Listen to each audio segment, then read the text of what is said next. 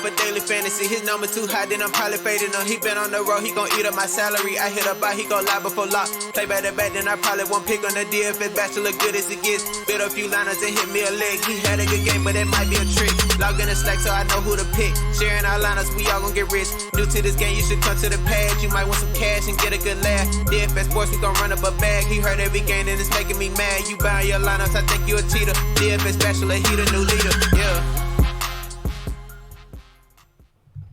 What is up, everyone? Welcome back to the Bachelor Pad. I, of course, am your host, the DFS Bachelor. And, of course, when we're talking League of Legends, we're finally back. My sorry ass is finally back. Been a busy few days, but we have Mike back with us. Of course, when we talk League of Legends, we need his League of Legends brain. How you doing this morning, man? Good. Didn't win last night, but you can't win every night. You cannot win every night. I mean, you could theoretically, but yeah. Unlikely. I've been on like a huge winning streak with picking games and stuff. So one of these was inevitable. Yeah. I had a good night. I mean, I didn't make $1 million, but I made like 1.5 times, 2.5 times my money, something like that. Making money is always fun. Yeah, I did well.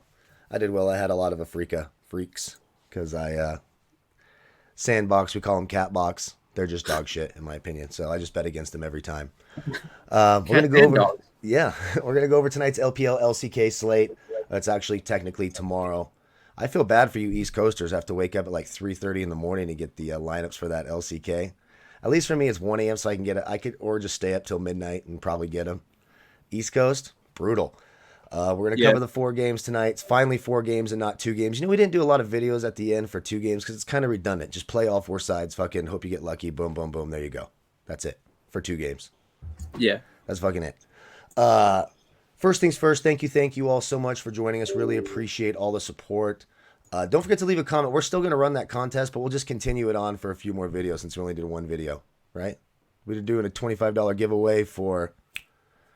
to say what they wanted to see on your esports center or something, leaving a comment for that. I fucking forget. It was like a week.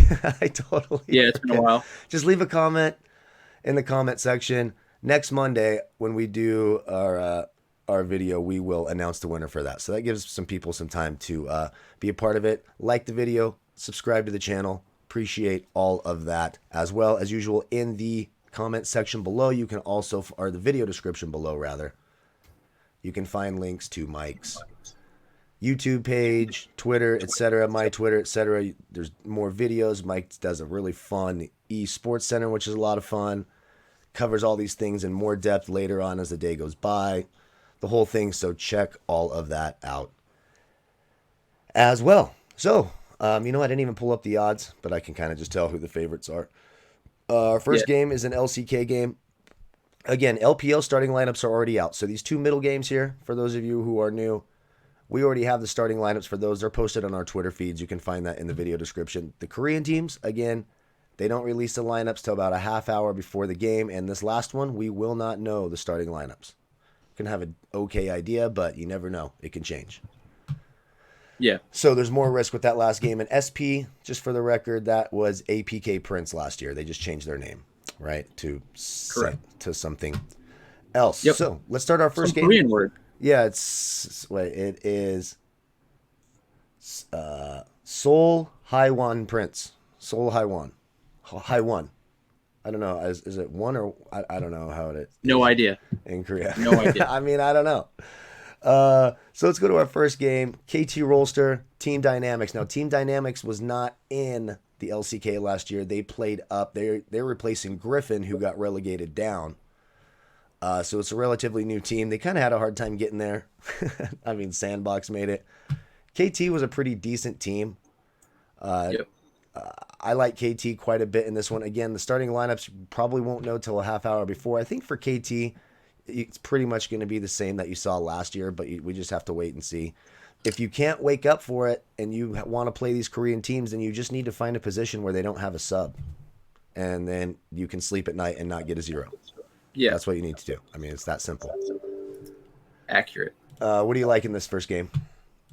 So before we get into everything, I did a breakdown and like a preview of the entire Korean league on my channel, and KT Rolster is interesting because They were pretty good last split. They made the playoffs. I think they came in fourth place, so I think they won 1 or 2 series in the playoffs. Mm-hmm. But in the offseason, they did make a change in the top lane.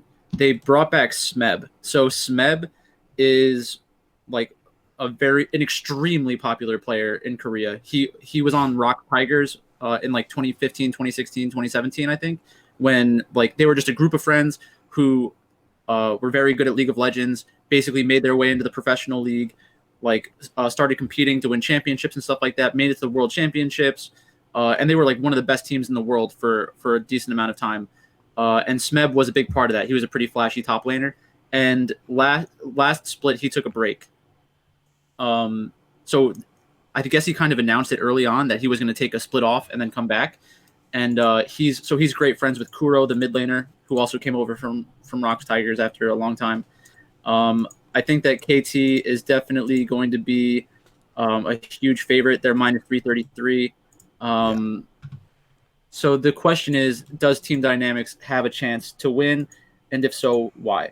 So in the top lane, they have Rich. Rich used to play a different video game professionally that was very similar to League of Legends, and he decided to switch over because of money. There's just a lot more money in League of Legends. Okay. Beyond is an okay jungler. He's nothing special. Kuzan is an okay mid laner. He's nothing special. Their AD carry is a pretty young player, I think. So I think they're kind of built around their top laner and their AD carry.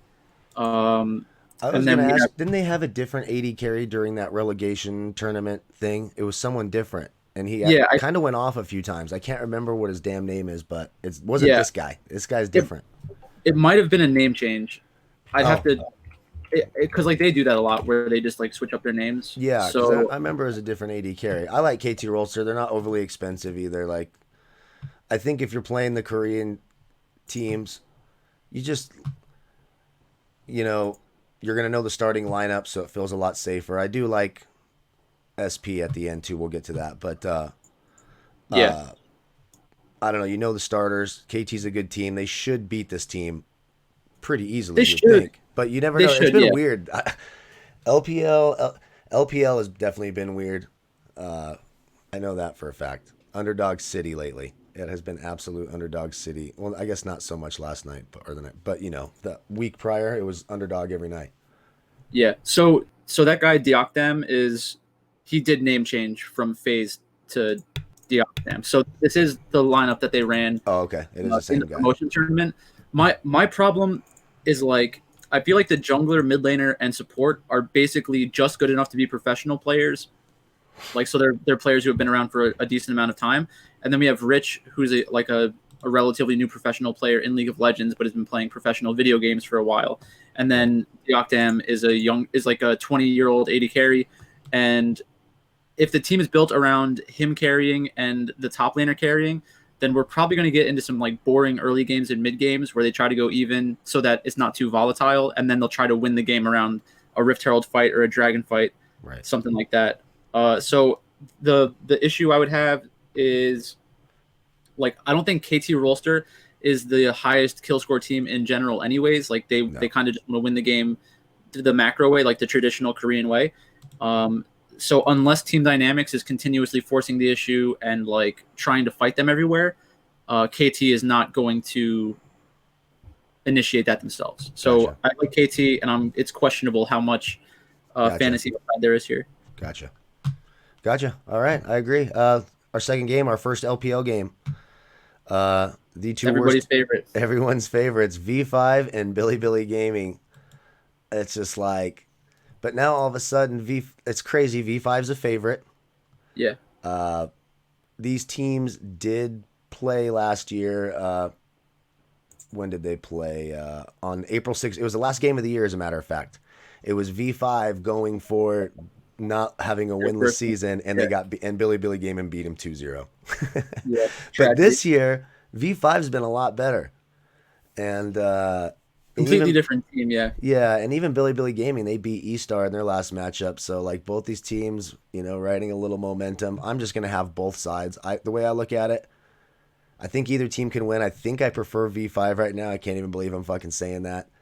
And neither one is very expensive in terms of an LPL favorite on a 4-game slate. Like the most expensive player at the captain spot is the 80 carry for V5 at 11-4. Like that's reasonable. It's manageable. It's not these crazy 12. And I think whoever wins is going to score a ton of points. I think these are just sloppy teams. Sloppy point scoring. Give me both sides of this one. Yeah.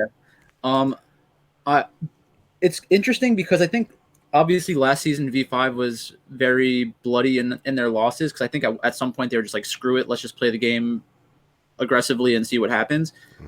In their losses this year, I feel like they've been a lot tighter in terms of not giving up like 20 kills a match. Yeah. And they've also been winning. So so they're not obviously not dying as much. Billy Gaming, I think, is just as good, if not better than V5. I think that I think that the public team is going to be V5 because it's funny and because people want V5 to win. I want V5 to win. I love every time V5 plays. Making eSports Center is the most fun thing ever. So I just make a bunch of PP God jokes, and that's all I have to do. It's like expensive. The cheapest laughs ever. He's 5,800. He's one of the more expensive supports tonight. All of a sudden, PP God just on top of the world. They've been good though. I mean, they even in their loss to LGD, they won one game. Like if you remember last year, they only won one game out of all their matches. They were like 1-31. They've already won 5 games this year. 5 times more games than they won all of last split, I should say.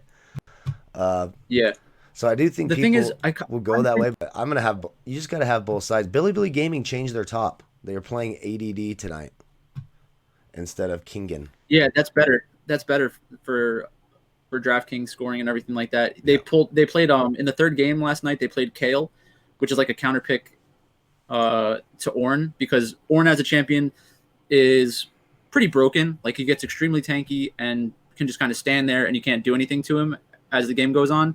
But the early part of the game, he cannot punish somebody like Kale. So Kale will scale even better than Ornn will, and then become like a huge team fight threat once she hits level 16. So ADD can play that kind of champion. I guess they didn't like Kingen on that kind of champion. So it does fundamentally change how they're going to approach the game. Bubu is not a great top laner. I think that ADD is better than him. Okay. And has more experience than Bubu. So I think that's an advantage. I think that the bot lane for Billy Gaming is just as good as V5. It's just V5 is a lot more fun because they have Sam D and PP God, and they're the big dick bot lane. That's right. It's like I feel like I have to pick. If I picked Billy Gaming to beat E-Star, if I pick that, I have to pick them to beat V5. Yeah, that was a shocking result for me. I did not see that. I was very heavy E-Star during that. I was very well. I mean, the jungler ended up picking Ignite. I didn't see that one coming, but that's nothing you can do about that. Yeah. I got kind of lucky that first game, I guess. But that's where I'm at on that one. I'm just gonna have both sides. I'm gonna have like 10 or 15 lineups, and I'm gonna have both sides of this quite a bit. Yeah, that's just what I'm gonna do. It might be relatively even. I don't know. I haven't decided yet. I can't. Well, from an ownership perspective, that's the one thing I noticed last night. Invictus Gaming in this one tournament that I was playing was like 60-something% owned. It was a smaller field, higher entry, but in the 20 entry max that I play every night, that was, I think Invictus Gaming was 30%, 35% for like most of their players. So we're going to see high ownership on all these Chinese teams. Yeah. So that's one way to get different is by picking up some Korean teams. Yeah, for sure. Next matchup, JDG and RNG, another Chinese league game. The starters are already out. They are the same as they've been. Nothing different. JDG is the obvious favorite, and it's Mike's favorite team. Yeah. Regression has finally come for JDG. These two teams did play last year on March 27th. That's before Zoom was with JDG, so it's hard to put much weight into that. RNG did win that game 2-0. What I did find interesting, they didn't just win the game. Overall kills in that match were 33-9. They beat the shit out of JDG. They kicked the shit out of them. That's pretty aggressive. But no Zoom. Again, JDG is the obvious favorite. RNG is really cheap. They're real cheap. Their most expensive player is Betty at 10-8 in the captain spot. That is very, very cheap. I'm gonna have some exposure to RNG for sure, no doubt about it. Yeah. I'll probably have exposure to all four sides of the Chinese league, and then most of my Korean exposure will be SP and some KT. I think it's kind of how I'm rolling.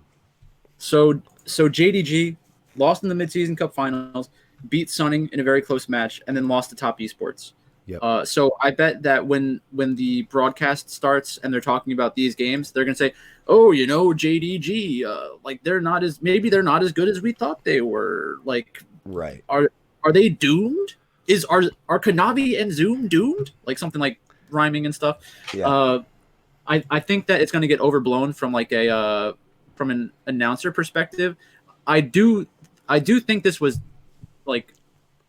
This is exactly what I was thinking was going to happen. Is they were going to start the season, maybe lose a couple series, and then everybody's kind of off the bandwagon and just focuses on Top Esports as the best team in the league. But specifically in this matchup, it's going to come down to the individual matchups. So like Zoom versus New, Zoom has an extreme advantage in the top lane. New has not looked good, in my opinion, the first couple of games of this split. He like played Wukong a couple of times and got some good engages off, but he's also looked completely lost. Like in their match against LNG, he was completely dominated by Chenlun 17. So that's kind of concerning.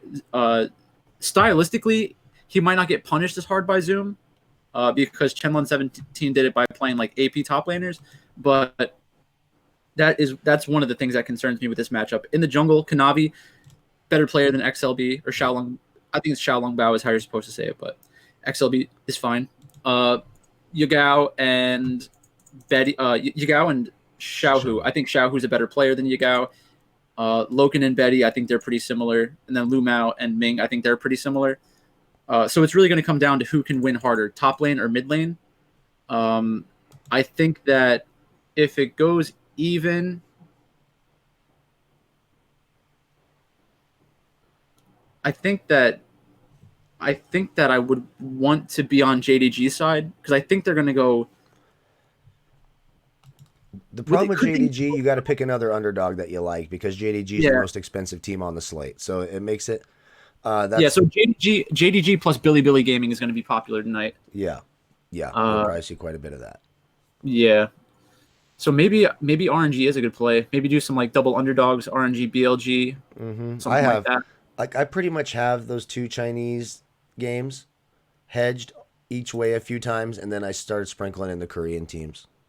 And I don't want to do too much Korean teams right now because I don't want to have to fix, if they have one different guy playing than they had in their lineup. Like last night, it's like 12:30, and I'm just like scrambling, half asleep, trying to put what's his name, Ben, in the support for a Freak of Freaks because they switched out, they changed support. So it's just that's just for me because I'm old. I'm tired by that time. I'm tired as hell. But yeah, I like RNG. They're cheap. You could build your lineup any way you want with them. Cross your fingers. Yeah. I mean, JDG is the better team. I mean, if RNG wins, I don't think it's like crossing fingers like they have like a really low % chance to win. I just think that like JDG is minus 250. So yeah, I do like RNG at 185. Yeah. But for something like that, I would look for specific games. I wouldn't look to bet the match itself. So if I think that RNG has a realistic chance of winning, I'd bet them game 1, bet them game 2, and then just get off after that. That's the plan. That's what she said. All right. Anything else on this game? I think that's everything. No, I think that's pretty good. The one thing I would say is this is another kind of game where I'm concerned with the scoring upside. I don't think a lot of people have noticed this, but China has been a lot less. The kill scores have been a lot lower because of the way that the meta is kind of functioning. So everyone is kind of in agreement that dragons are extremely important. Rift Herald is extremely important, and like since they're so important, we've gotten into spots where it's like teams have like 10 kills roughly going into like a decisive team fight, and one team gets completely wiped and the game ends. So we end the game with like 15 kills more often now than 25 kills, which happened like once a slate last split. Right. So it did happen that last game last night, that EDG game. That's what helped me big time. It passed all of the yeah. And that was IG crazy. games. That was crazy because like Sunning just played so bad in that last game. Yeah, I was watching. I actually watched that game because I was doing the sweat because I was close. Yeah. Close. One little, pivot. It's just one little swap away, and then you're tying with the. Anyways, not even a swap. It's just one from captain to that. Then it would switch. I pick the other one, so I just needed to make more combos of that. And that was it. That was it. All right, our last game, SP again, which was APK Prince last year against Hanwei Life. This one's pretty even, right? What are you have the odds on this one up? Yeah, it's Hanwei Life minus 140, APK Prince plus 106, or SP. SP, yeah. I like SP in this. I don't know. I mean, I like Viper in the bot lane, but I like Hybrid too. Hybrid's won me some money. Putting him at the captain spot was some of my best lineups last split. Yeah. He's got upside. These two teams did play a couple of times. And both times APK last year beat him 2-0 on March 4th and 2-1 on April 11th. Beat him both times. Yeah. So I think that APK, the team that was APK Prince, I know that Hybrid has scored well in some matches, but I think that Hanwha Life is probably just a better team overall. Like, Cuvee is a top laner that I didn't really like that much until I looked at his game log and saw the kinds of champions that he plays, the style that he plays. Haru is not the best jungler in the world, but he's like a league average jungler. So, like, I do want exposure to him if I stack Hanwha Life. Is he definitely gonna start? Because they have 3 junglers. I'm pretty positive that he'll start. Okay. So I would be okay taking that risk. You don't necessarily need to. I think that Lava will definitely start. I think Cuvee definitely starts. I think Haru starts. I think that Lava starts, and then Viper and Lehens should start as well. And I think that the big upgrade is Viper and Lehens. So basically, Griffin, when they were very good a few splits ago, they had Viper and Lehens in the bot lane. They were performing really well. They had a very good jungler who was considered like the best jungler in the world at that point. But then they like just self-destructed. So I think they kind of want to just get the magic from a couple of splits ago and throw all these players back together and see if it'll work.